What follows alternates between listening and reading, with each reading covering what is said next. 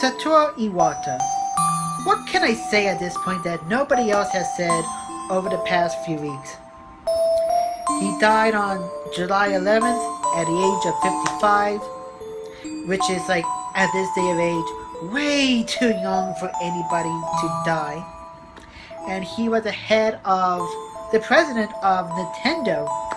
And he wasn't like any other CEO. Like, he was like a CEO that cared for his company and wanted to have fun as well.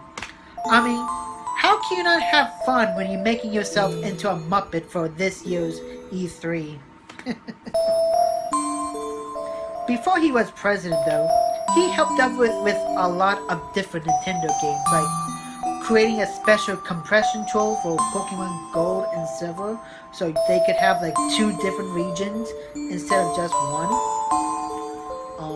He fixed a bug in Oathbound for the SNES, and in a month, what took like the development team a hell of a lot more longer to figure out what was going on. And if there was a HAL game in the late 80s, early 90s, you can bet that Mr. Iwata was there helping with the programming. But in his honor and his memory, I figure we take an honest look at the first game he ever programmed, Balloon Fight. Originally released in 1984 for the arcade, it soon saw release to the Famicom and the NES, as well as a few other platforms years later. The gameplay is very similar to Joust, where you have to be popping your enemies' balloons and then knocking them out while they are on the ground. And if you're quick enough, you can even knock out your enemies before they have a chance to take off and take flight. As this is an early 80s arcade game, the object isn't to beat the game as soon as possible, but to get the highest possible score in Balloon Fight. And you know what? There's nothing wrong with that type of gameplay. I wish there were more of it, to be honest. Graphically, the game is a good looking game. The sprite animation for both the player and the enemies are very well detailed for its time, as well as very animated as well. Even more so than, say, Super Mario Bros., which will be released a year later after Balloon Fight. Now granted, the game does take place on a single screen. The enemies do get a little bit repetitive, and I would love a little bit more of a variety in level designs, but overall, I do like the look of Balloon Fight.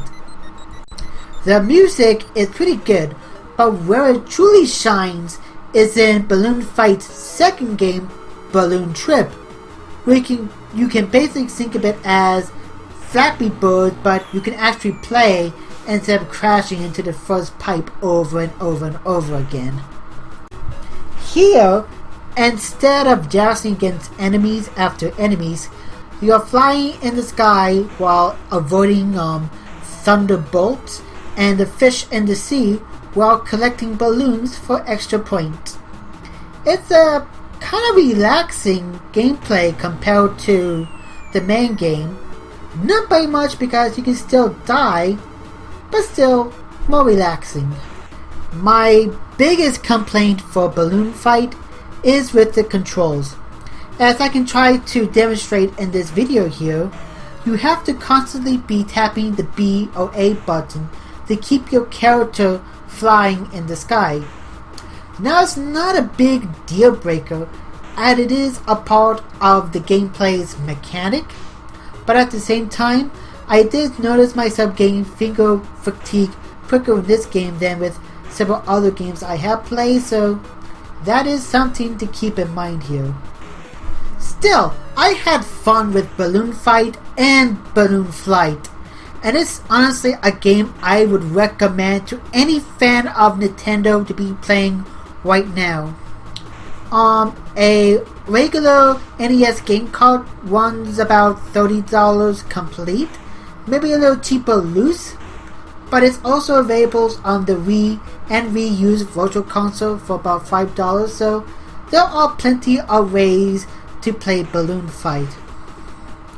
To think that a fun game like this would be the beginning of Mr. Iwata's career at Nintendo.